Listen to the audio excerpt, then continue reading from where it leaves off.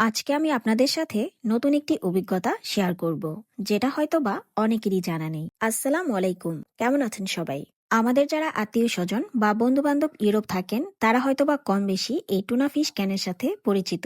আমার কাজিন যখনই ইউরোপ থেকে দেশে আসেন, আমাদের জন্য এই ক্যানগুলো নিয়ে আসেন। সে আমাদের রিকমেন্ড করে রুটি বা সালাতের সাথে এগুলো খেতে। কিন্তু যতবারই এভাবে খাওয়ার চেষ্টা করেছি, ততবারই আমার কাছে এটাই মনে হয়েছে, ধুর, এগুলো মানুষ খায়। কিন্তু এবার আমরা একটু অন্যভাবে খাওয়ার চেষ্টা করেছি।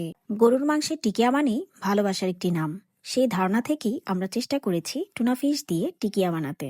যেহেতু এই প্রসেস করা ক্যানগুলোতে তেমন কোনো মশলা দেওয়া থাকে না, তাই আমরা আমাদের পছন্দ মতো ঘরোয়া মশলা ব্যবহার করেছি। যেহেতু আমাদের ডাউট লাগছিল এর টেস্ট কেমন হবে, তাই এক্সট্রা ফ্লেভারের জন্য তান্দুরি মশলাটা ব্যবহার করেছি।